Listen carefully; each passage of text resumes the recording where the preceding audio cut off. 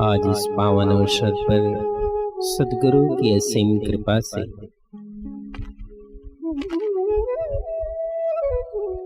आप सब पधारे इस चतुर्मास सत्संग के क्रम में। संत महान साहेब, भक्तजन, भक्तिमती माताएं,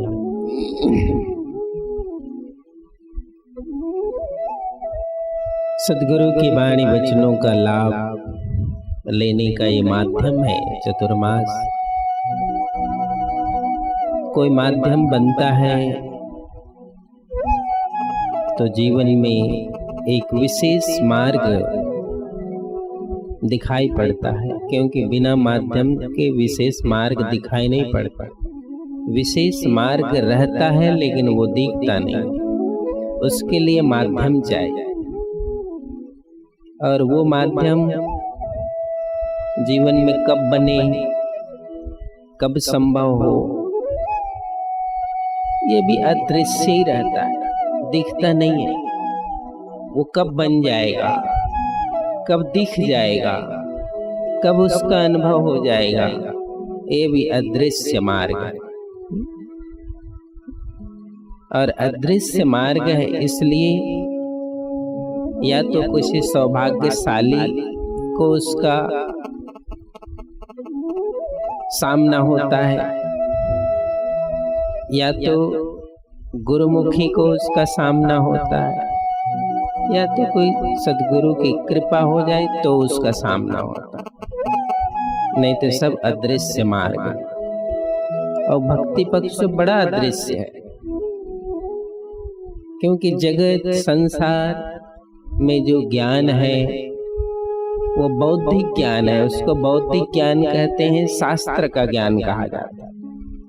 बौद्धिक ज्ञान और शास्त्र ज्ञान वो किससे मिलता है? देश से, काल से, परिस्थिति से, लोगों से, शिक्षक से वो ज्ञान प्राप्त होता है। इसको कहते हैं बौद्धिक ज्ञान। बौद्धिक ज्ञान हम समाज से प्राप्त करते हैं, बौद्धिक ज्ञान उस शिक्षा से प्राप्त करते हैं। बौद्धिक ज्ञान जो बहुत बड़ा वर्ग है, बहुत बड़ा समाज है, उससे हम प्राप्त कर लेते हैं, क्योंकि उसी में रहते हैं। उसको हम देखते हैं, उसको सुनते हैं, उसको फॉलो करते हैं, तो बहुत सा ज्ञान वहाँ प्राप्त हो जाता है। उसको कहते हैं सामाजिक ज्ञान। फिर पारिवारिक ज्ञान भी होता है। परिवार में क्या रीति रिवाज है उसका ज्ञान होता है, वो है पारिवारिक ज्ञान। सामाजिक ज्ञान, पारिवारिक ज्ञान। फिर स्कूली ज्ञान, स्कूल में जाते हैं, शिक्षा पढ़ते हैं, विद्या अध्ययन करते हैं, तो जिसको आप अध्ययन करोगे उसका ज्ञान हो जाएगा, और जिसको नहीं करोगे उसका नहीं होगा। वो स्कूली ज्ञान।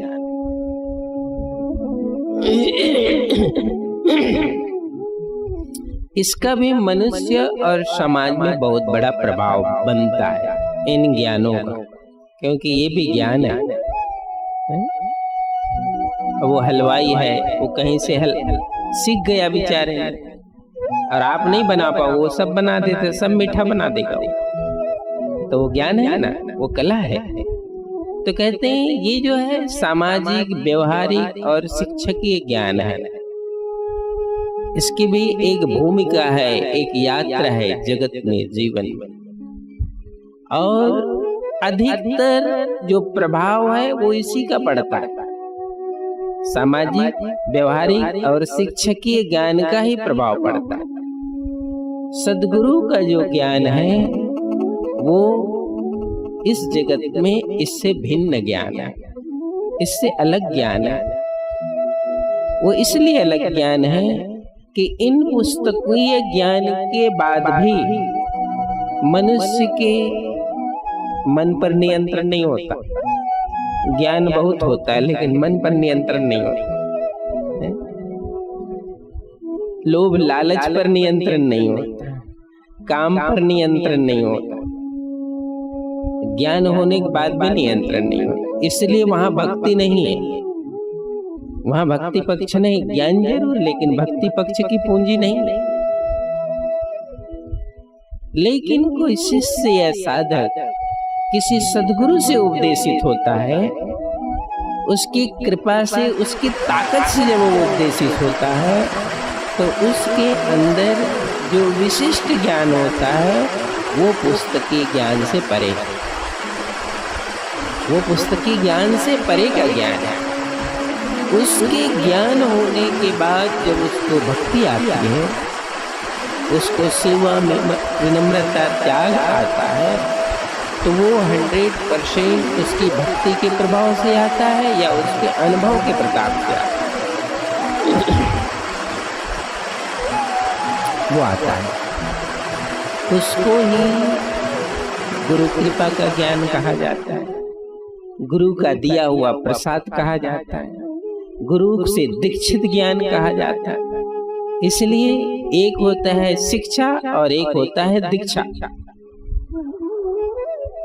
शिक्षा समाज से पाई जा सकती है, स्कूल कॉलेजों से पाई जा सकती है, लेकिन दीक्षा पाई जाती है अनुभवी पुरुष से। और वो अनुभवी पुरुष कोई जरूरी नहीं है कि वो स्कूल में गया है कि नहीं गया, वो जरूरी नहीं है कि वो यूनिवर्सिटी में पढ़ा है कि नहीं, वो जरूरी नहीं है कि वो समाज के बीच का ज्ञान उसको प्राप्त है कि नहीं, वो जरूरी नहीं है, उसको दिव्य ज्ञान है। उसको जो दिव्य ज्ञान है वो पुस्तकीय, सामाजिक, व्यवहारिक सभी विधानों से ऊंचा ज्ञान है। और उस ऊंचा ज्ञान से जो प्राप्त होता है उसको दीक्षा कहा जाता है, वो दीक्षा संस्कार। इसलिए सद्गुरु का ज्ञान एक तो दीक्षा ज्ञान है, कृपा का ज्ञान है और अनुभव का ज्ञान है। इसलिए सभी शिक्षा आने के बाद भी, सभी ज्ञान आने के बाद भी ये दीक्षा का ज्ञान होना जरूरी है। क्योंकि दीक्षा का ज्ञान नहीं होने के कारण ये गाड़ी रुक जाएगी, ये गाड़ी ज्यादा देर चलती नहीं है। क्यों ज्यादा देर नहीं चलती है? क्योंकि बुद्धि और हमारी जो कोशिकाएं हैं उसकी एक क्षमता है, वो जब अवस्था शिथिल हो जाती है तो ये सब ज्ञान भूल जाते हैं। इस ज्ञान की सीमा धीरे धीरे समाप्त होने लगती है, क्योंकि वो अवस्था के साथ शिथिल हो जाती है। लेकिन जिसको साधन कहा जाता है, जिसको भक्ति और सुमरन से अर्जित किया जाता है, उसकी ताकत कभी समाप्त नहीं होती। उसकी ताकत इस जीव को ही मुकाम देता है, उसकी समाप्ति कभी होती नहीं है। इसलिए उसको दीक्षा का ज्ञान करते हैं और उस दीक्षा के ज्ञान को अनुभव ज्ञान कहा जाता है।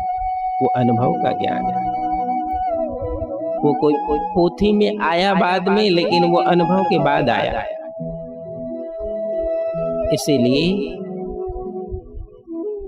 रोज आप न्यूज़पेपर का न्यूज पढ़ते हो और दूसरे दिन उसको फेंक देते। ज्ञान बहुत रहता है उसमें, बहुत सारी बातें रहती है, समझ की बातें रहती हैं, लेकिन उसको फेंक ही दिया जाता है। क्यों? इसलिए फेंक दिया जाता है, मन भी उसे फेंक देता है, क्योंकि वो जानता है कि इस ज्ञान का आगे कोई मेरे लिए मार्ग नहीं, इसलिए उसको फेंक दिया जाता है। लेकिन सद्गुरु का कोई ज्ञान है, उसको आदमी सुमरन करता है। वो मेरे को भूल न जाए, मेरे को भूल न जाए, मेरे को भूल न जाए, उसको सुमरन करता है। लेकिन कोई अखबार के ज्ञान को सुमरन नहीं करता है, क्योंकि अखबार के ज्ञान से कभी मुक्ति का द्वार खुलने वाला नहीं है, इसलिए वो सुमरन में नहीं आता था। गुरु के ज्ञान से आगे का अंधकार दूर होगा, इसलिए उस आदमी उसका सुमरन करता है कि मेरे स्मरण में रहे, मैं इसे भूलूं ना, मैं इसे बिसर ना जाऊं। इसलिए उसको वो सुमरन करता है, याद करता है। अहर्निश प्रतिपल वो मेरे स्मृति में रहे, साधन में रहे, इसलिए वो सुमरन में चला जाता है। इतना अंतर है ज्ञान ज्ञान, इतना भेद है ज्ञान ज्ञान का। और इसीलिए सद्गुरु के ज्ञान से इस जीव को जो द्वार मिलता है, मार्ग मिलता है, इसलिए उस ज्ञान को अनुभव का ज्ञान कहते हैं।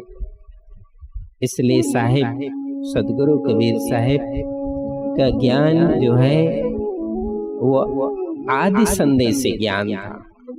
जो आदि से वो ज्ञान लेकर साहिब आए थे, संदेश लेकर आए थे, क्योंकि उसको यहाँ इस जगत में शिक्षा से नहीं पाया गया। इसलिए साहिब कहते ना, मसी कागज छुओ नहीं, कलम गो नहीं। मैंने मसी का इस जगत में आकर मसी कागज नहीं छुआ और कलम को भी नहीं छुआ।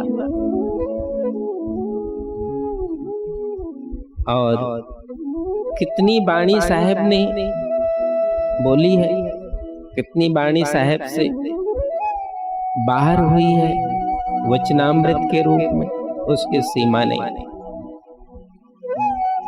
नाभा साहब कहते हैं, बाणी अरब खरब है, ग्रंथन कोटि हजार, करता पुरुष कबीर है, नाभा किया विचार।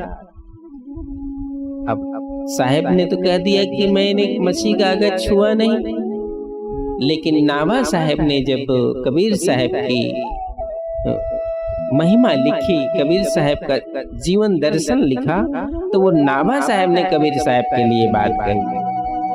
बाणी तो अरब खरब है और रोज बाणी नहीं प्रकट होती। पूरे विश्व में लगभग 10,000 बुक्स नए छप जाते हैं ये प्रति मंथ, तो बाणी तो आ जा रही है। तो बाणी अरब खरब है, वो बाणी अरब खरब है, उसको तुम गिन नहीं सकते, रोज प्रकट हो जाते। और ग्रंथन कोटि हजार, ग्रंथों को भी तुम गिन नहीं सकते, जितना गिनते हो और उससे आगे छप करके फिर से चले आते। ग्रंथन कोटि हजार। नाभा साहब ने कहा, करता पुरुष साहिब कबीर है, नाभा किया। बाणी से, शास्त्र से, पोथी से जुदा कोई कर्ता को मैंने अनुभव किया है, तो वो कर्ता पुरुष साहिब कबीर है। इस रूप में जब किसी गुरु से कोई शिष्य, इसलिए गुरु और शिष्य की बात आती है, ये दो की ही बात आती है हमेशा, कि ये अनुभव गुरु और शिष्य के बीच का अनुभव है, गुरु और शिष्य के बीच का ट्रांसफर है। इसमें शास्त्र का विधान नहीं है, गुरु और शिष्य का विधान। और उस तल पर, उस धरातल पर जब कोई शिष्य गुरु के उस ज्ञान को अनुभव करता है, उस ज्ञान को पाता है, फिर वो पुस्तकीय ज्ञान से परे हो जाता है, पुस्तकीय ज्ञान से वो ऊपर उठ जाता है। इसलिए इसको साधन कहा जाता है। ये साधन किसके लिए है? ये साधन जीव के लिए, जीव की गति के लिए, जीव की मुक्ति के लिए, जीव के कल्याण के लिए जो साधन है, वो गुरु से उस शिष्य को मिला, वो प्राप्त किया, इसलिए उसको गुरुमुखी ज्ञान कहा जाता है। अब अड़चन क्या होता है जगत में? गुरुमुखी ज्ञान को धारण करके शिष्य को जीवन में जब चलना पड़ता है, तो पोथी और पतरा का ज्ञान, वेद और शास्त्र का ज्ञान उसके आड़े आ जाता है, समस्याएं खड़ी हो जाती हैं। ये समस्याएं क्यों खड़ी हो जाती हैं? क्योंकि जगत में जीवन यापन करना है, इसलिए वो खड़ी होती है। क्योंकि जगत के लोग, अधिकतर लोगों का गुरु का ज्ञान नहीं है, शास्त्र का ज्ञान है, लेकिन उस एक शिष्य को शास्त्र का ज्ञान के बाद गुरु का ज्ञान है। अब गुरु का ज्ञान उसका अनुभव बन चुका है। गुरु का ज्ञान उसके रग रग में सत्य की तरह अनुभूत हो चुका है। इसलिए अब उसके जीवन यात्रा में और संसार के जीवन यात्रा में, संसार की भीड़ में बड़ा फर्क हो गया। उसकी नैया अकेली है संसार में। संसार में भी बहुत सी नैया है, नाव है, लेकिन उसकी नैया अकेली है। उसकी नैया सदगुरु के ज्ञान के साथ चल रही है और संसार की नैया संसार के ज्ञान के साथ चल रही। इसमें दोनों में फर्क पड़ गया। इसीलिए वो शिष्य जीवन की जगत की यात्रा में अकेले हो जाते और सारे दुश्मन हो जाते हैं, हो ही जाते हैं। गुरु भक्त का सभी दुश्मन, क्योंकि उसका ज्ञान और जगत के ज्ञान में जमीन और आसमान का अंतर है। उसका ज्ञान तो गुरु ने अनुभव से प्रकट कर दिया है। संसार के पास पोथी का ज्ञान है, समाज का ज्ञान है, लोक का ज्ञान है, वेद का ज्ञान है, सब ज्ञान है, लेकिन गुरु का अनुभव का ज्ञान उसके पास नहीं है और इसके पास गुरु का ज्ञान है। इसलिए हमेशा जगत से कभी भी लड़ाई हुई किसी भक्त की तो इसी रहस्य के कारण लड़ाई हुई, दूसरा कोई कारण नहीं। इसी रहस्य के कारण लड़ाई होती रही। इसलिए जगत कहे भगत पागल और भगत कहे जगत पागल है? भगत को जगत के लोग पागल समझते हैं और जगत के लिए भगत पागल हो जाता है।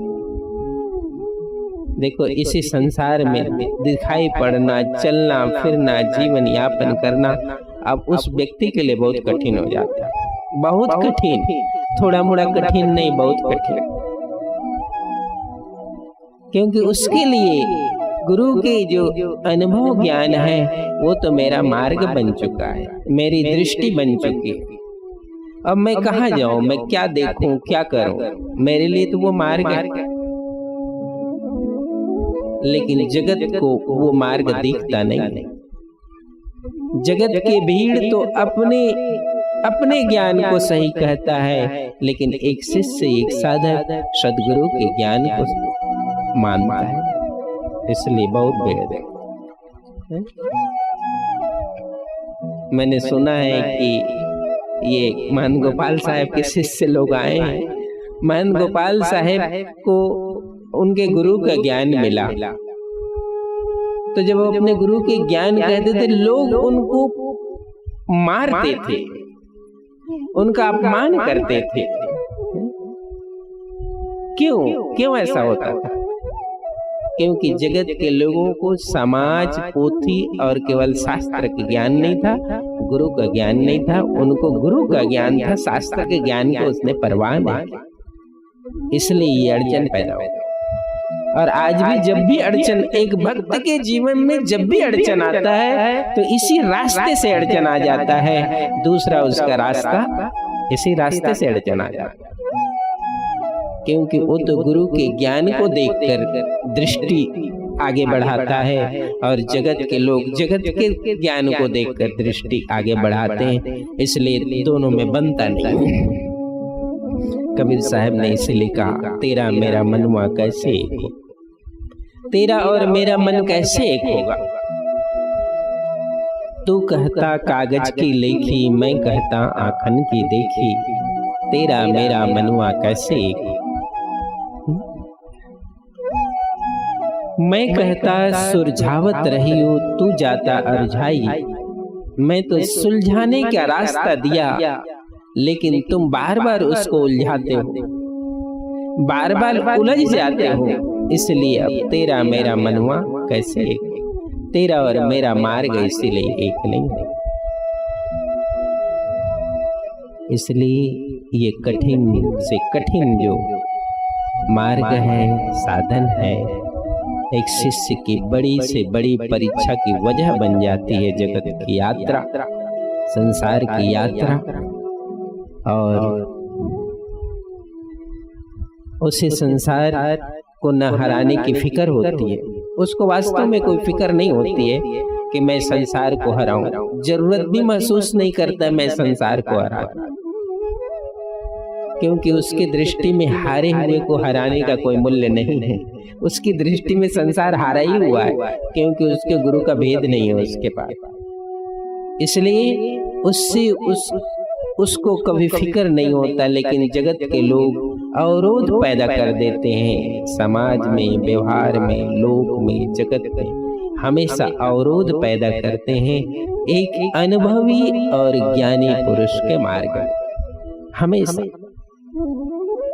जब से ये ज्ञान के प्रवाह चली है, जब से ये ज्ञान के प्रवाह चली है, तब से ऐसा होता है।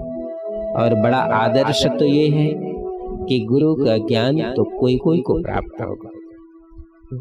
सिंहों की लेहड़े नहीं, हंसन की नहीं पात। साहब कहते हैं सिंहों की लेहड़े नहीं होते, वो बहुत नहीं चलते। हंसों की बहुत पंक्तियां नहीं होती है। दूसरे पक्षी तो पंक्तियों में चलते, झुंडों में चलते। गुरु भक्त की कोई पंक्ति नहीं होती, शिष्य की कोई पंक्ति नहीं होती, वो अकेला ही होता। क्योंकि गुरु के ज्ञान का वो अकेला अनुभवी है। सब अनुभवी नहीं है, वो अकेला अनुभवी है। इसलिए हमेशा इस जीवन की यात्रा में उस शिष्य का संघर्ष ही रहता है।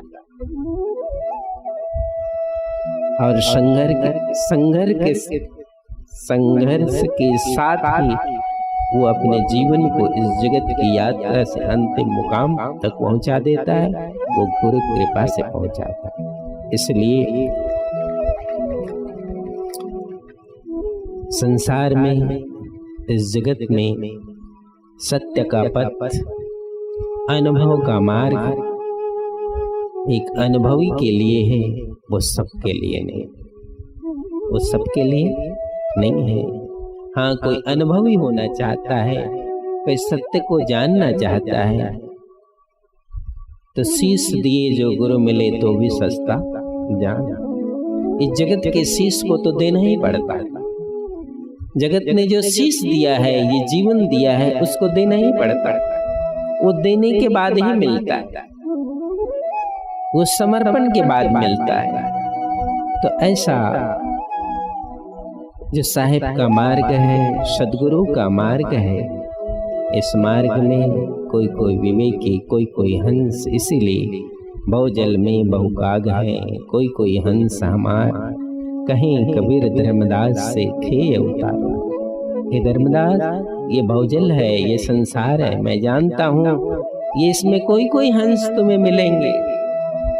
कोई गुरु के अनुभव को अपना अनुभव मान पाएगा, नहीं तो लड़ाई रहेगी।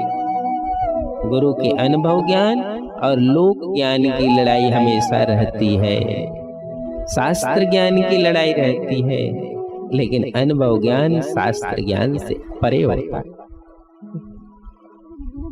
इसलिए बहुत कृपा होती है, जन्मों जन्मों का पुण्य होता है, तब उस सदगुरु की कृपा के साथ ज्ञान प्राप्त होता है। और उसका ध्येय, धारणा, संबंध सब कुछ सदगुरु की कृपा से सफल हो जाता है। इसलिए ये वार्ता, ये सत्संग, ये सदगुरु का ज्ञान हजारों, लाखों, करोड़ों के बीच में कोई मुमुक्ष और जिज्ञासी को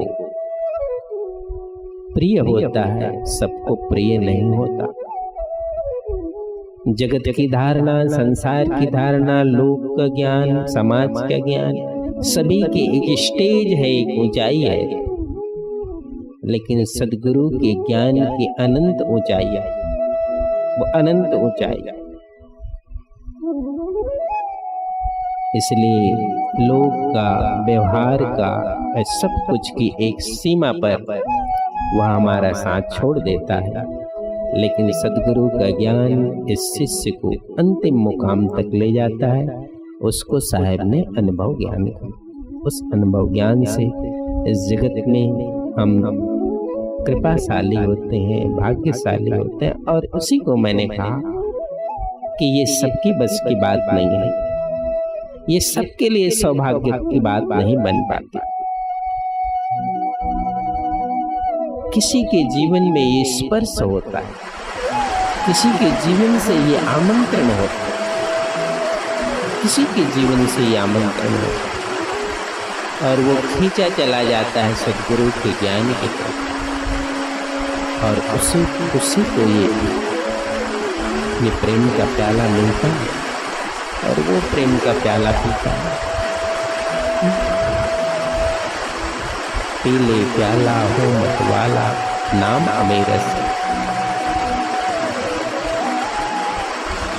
पीले प्याला हो मतवाला नाम अमेरस का, ये अमृत रस का प्याला जो सद्गुरु देते हैं उसको पीने वाला कोई होता है, ये सब नहीं होता।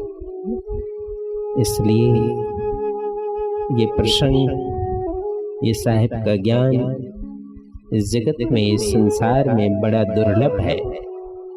और उस दुर्लभ यात्रा में किसी के शीश पर ये आशीर्वाद उतर जाए तो समझना का बड़ा सौभाग्य है उस हंस का, उस जिज्ञासा।